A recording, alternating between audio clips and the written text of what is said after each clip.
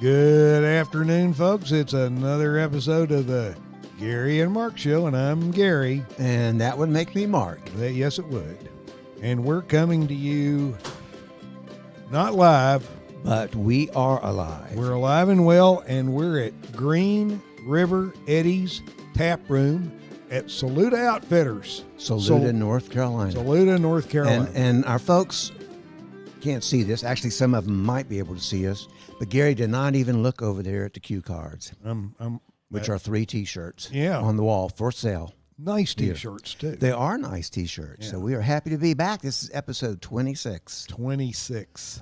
It is. And that's half a year. 26. Well, yeah, that's you did true. one a week. We have been doing this for more than half a year. Yeah, we have. Yeah, and actually we're in our second season, but that gets confusing. Right.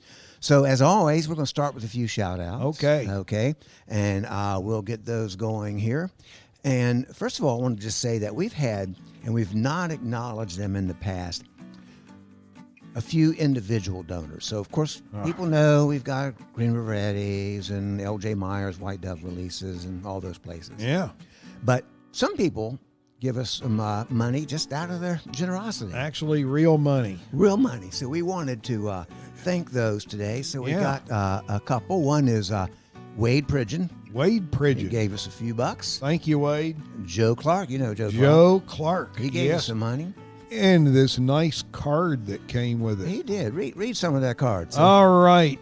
Gary and Mark, being a longtime supporter of the arts and live performance, I'm enclosing a small donation to support your efforts. It wasn't actually that small. No. It was. You may recall I was an early member props division of the mighty Mondammin Art Players.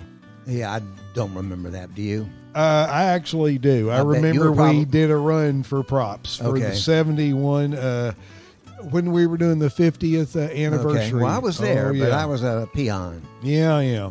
Well, he sent this nice donation. He said he knows we like to toss a few back, and it's to help with the drinking fund.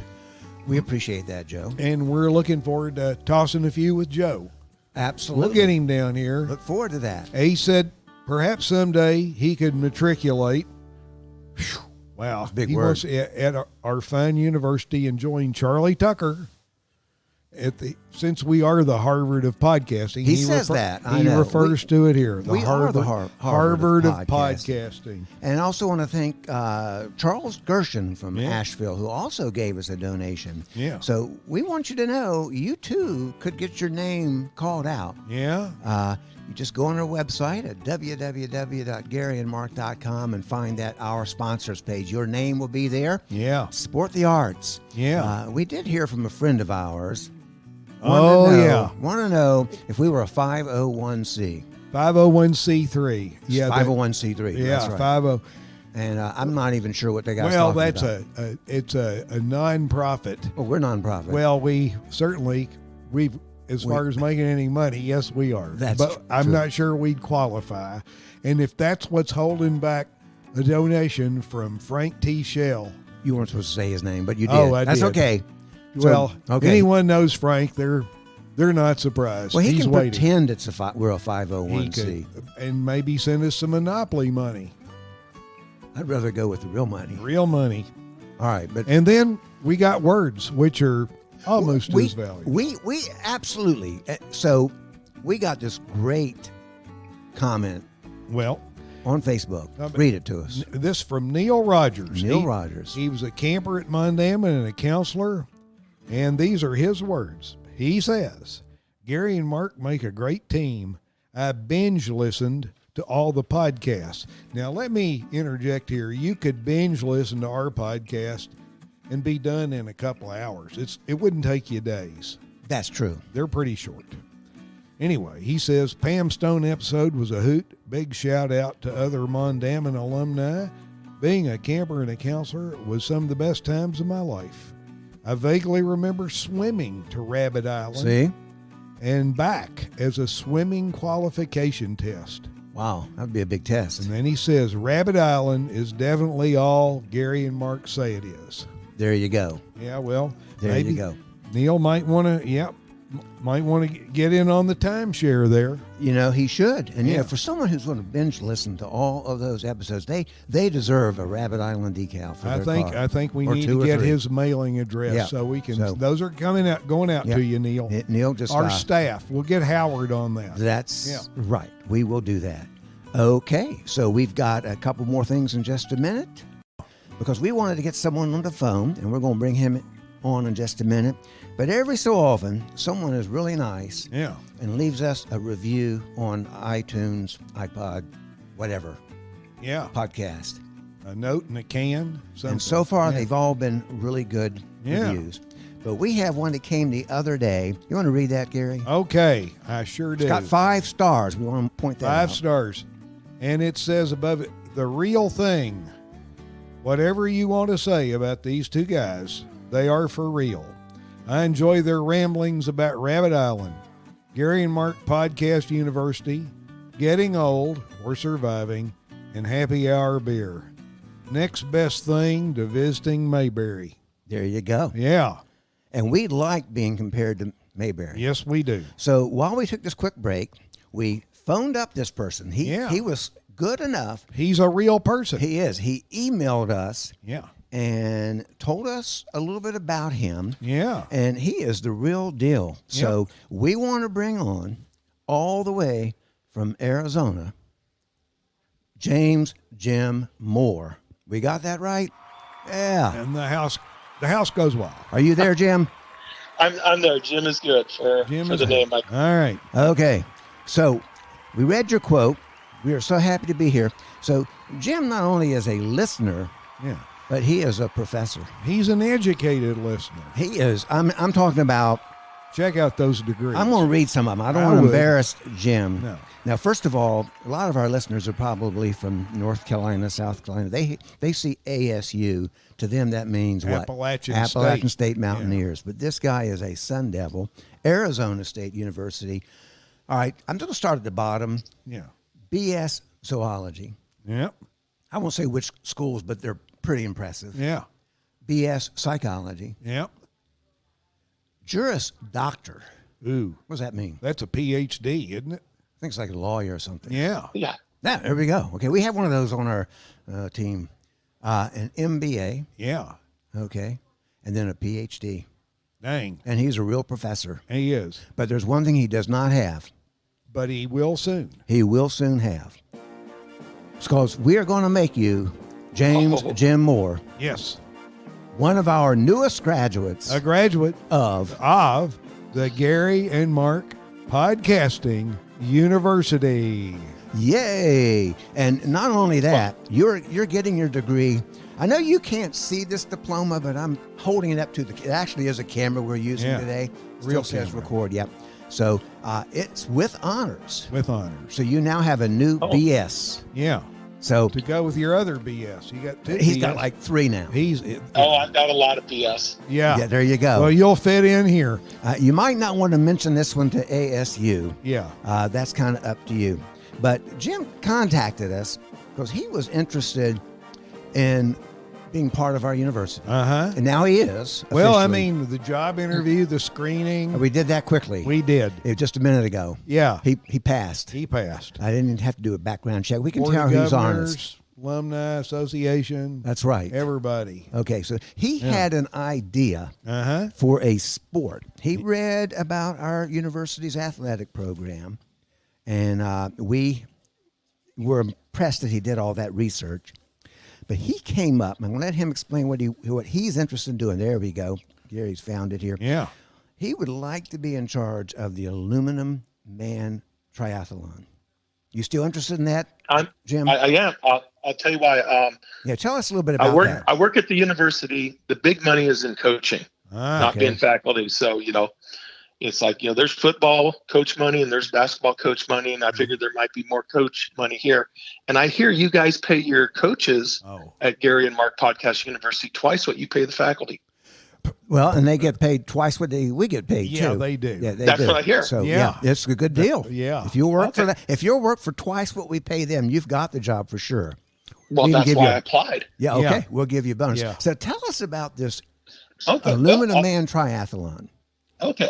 just about 10 years shy of where you guys are, and I've got a corresponding buddy, Steve, and we were in school back in the 80s, and the Ironman triathlon was becoming popular. Mm-hmm. And you see those guys running a marathon, and they'd be swimming through the ocean with sharks for like 2.5 miles, and they'd go on a 100-mile bike race, and they didn't look like they were having fun.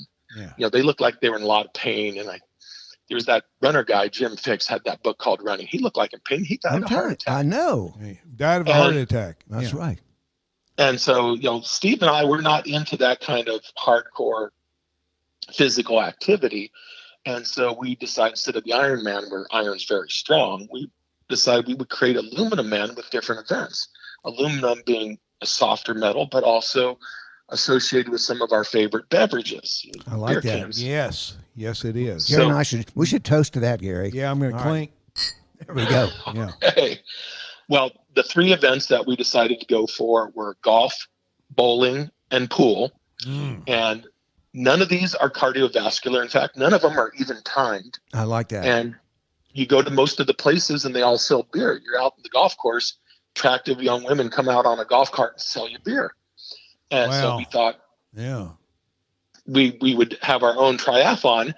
And I'm not the best golfer, but I'm a pretty good beer drinker. And the same thing, I'm not the best bowler. So we made all the sports beer adjusted. I like that. How does that work? Well, I'll start off with bowling. It's the simplest one. After you release the ball and before the pin setter does that up and down drop thing, if you drink a bowling alley beer, so that could be like a little 7-ounce plastic cup or 10-ounce, you get a pitcher and you've got a plastic cup. If you completely consume a beer, you can count another pin down. Oh. So you can turn a spare into a strike. You mean in the length of time it takes a ball to go down and a pin setter to go up and back down? You could drink a whole beer? That sounds like a sport in itself. But 7 ounce. Yeah. I mean, this is 16. Oh, yeah. I like that. Yeah, so, beer adjusted. Now, the troubles some of the players had was sometimes they have 2 pins up, but they were like straight in a line and they thought they were going to knock down one. And it's like, oh, there's 2 there. So, okay. But that so you could, turn a few spares into strikes, and you know how that adds up. Now, for golf, we figured it's not going to be 1 stroke per beer. We do it per hole, but we did something called a Stableford, a modified Stableford. The way a Stableford works, instead of adding up your strokes, is you get points on each hole, depending on whether it's a par or a bogey or a double bogey or something. So let's say you get 5 points for a par, you get 3 points for a bogey, you get 10 points for a birdie.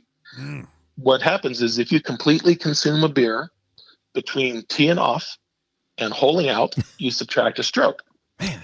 Oh, boy. I mean, could you drink more than 1 beer, or is that not allowed? You can. Yeah, you can. Now, if it's a short par 3 and you land relatively close where you think you might get a birdie, you can drink yourself a hole in 1. And we've got some additions to the rules. Like in golf, there's a rule you can only have 15 clubs in your bag. We had a rule you could have no more than 20 beers and clubs. So some people would throw 5 beers in their bag. Some people would throw a 12-pack in their bag and only carry 8 clubs. I had an uncle who used to only play with 3 clubs, so he could take 17, I guess. Yeah. And so there are a few other rules, but that's the basic one. So have you actually started playing this league? Oh, yeah, we've done that. Oh, you have done these? We did the first one back in 1988. Oh, my gosh. Okay. We've had several of them. We're nationwide. We've had them in California, Las Vegas, California, Chicago. That's where the Betty Ford Clinic is. It sounds like. Yeah. So is Steve and you the commissioners of this league? We are. The term we use are the 2 guys in charge. Okay. Well, we like that. I like that. Yeah. And so I see. Yeah, we had hats the first year. That's it. Well, the 2 guys in charge. We got the stickers, and you have one now, Rabbit Island decal. Oh yeah. So there's a website that says www.thealuminumnation.com. So people will put that on their website. Goes along with the show notes. And that's I predict that's just going to take over the country. Yeah, I do too. I think we need to start one here, Gary. Well, and we need to get Jim over here to be at the first meet. What do you call it? Meet or try? I guess you call it triathlon. Well, let's see. I think we called it an event. An event. So you don't do them all in one day necessarily. It's like over. Oh yeah, we do. We do. we could split it up. You could have one person do the bowling part for you and another person do the golf.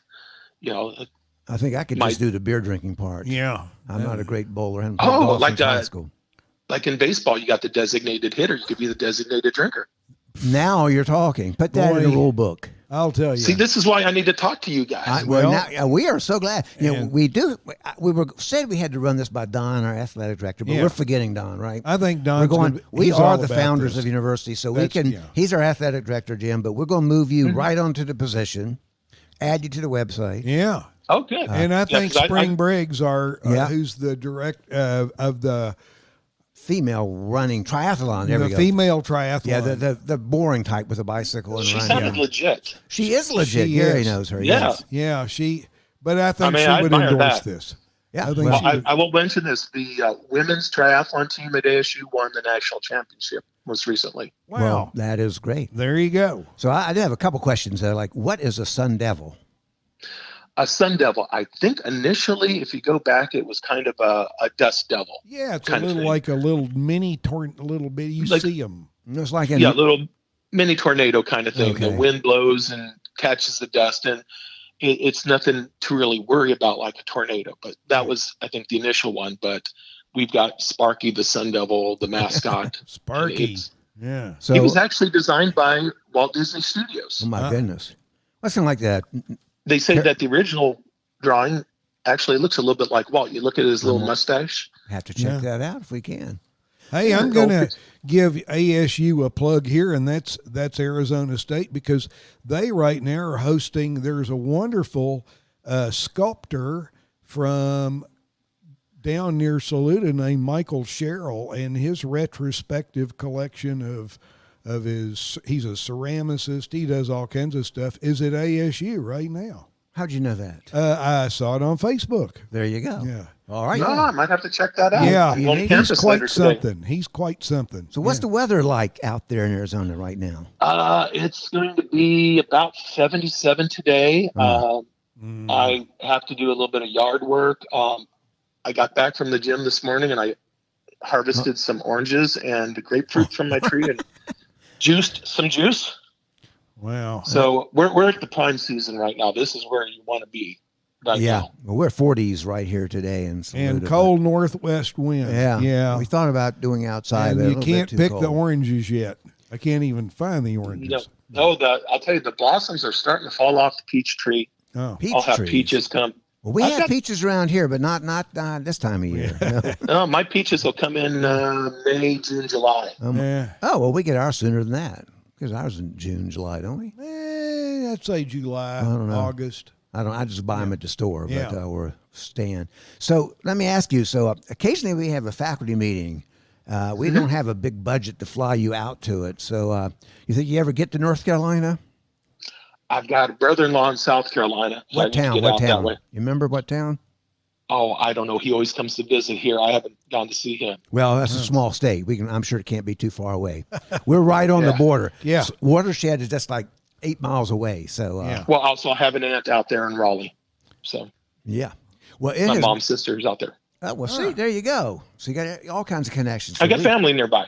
Okay. We have to get you here because, you're official. I'm going to send you a PDF of your diploma. I have a copy of it here, but we're too cheap for stamps, so you get to print it on your own parchment paper. We have some Watershed goat parchment. All the degrees he has, I'm sure he's got parchment just laying around. He could stick this on the back of his PhD one. He sure could. That's right. So it has been fun having you on with us. And welcome to our faculty. Absolutely. And the Aluminum Man Triathlon. There we go. Is that the name of it officially? We have it's the triathlon for the rest of us. That's right. Yeah. There's just like Rabbit Island a hair better. Yeah. Aluminum Man Triathlon for the rest of us. Maybe we could host one of those at Rabbit Island. We have enough room. I think that would work. That would. I'm not sure if they're bowling out. I mean, is the golf course big enough? Or? Oh, we can make it big enough. We might have to work on that. You've heard of like these short 9-hole courses? Right. It's more like a putting green, but we can putt from different areas. Yeah, we have putting contests. Yeah. Yeah. It's all, you can all make it up and improvise. That's how we did it. I'm telling you, it's great. Well, we are happy to have you on the show. We're going to let you go in just a second, but thanks for being there. We'll be in touch. We want to get you on again and again and again. And I'll be fine. And careful with that yard work, Jim. Yeah, that could do you in. Careful with that yard work now. Remember what running did to Jim Fix? You want to be careful in the yard work. Yeah.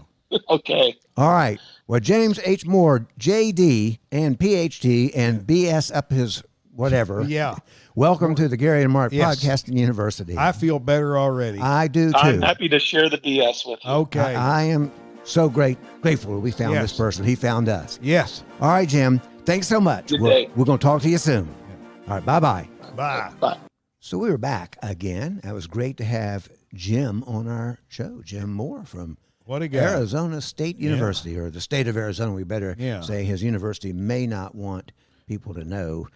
He's part of our university now. It could be something to do with contract breach or something like that. Right. Yeah, you've got a serious issue to talk about. Well, I do.